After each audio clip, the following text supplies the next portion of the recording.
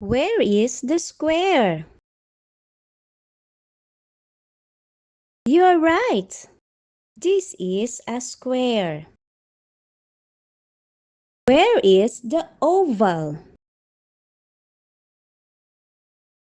Yes, this is an oval.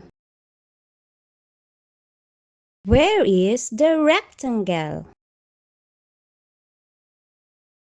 Yes, this is a rectangle. Where is the circle? You're right. This is a circle. Where is the triangle? You're right. This is a triangle. Where is the pentagon?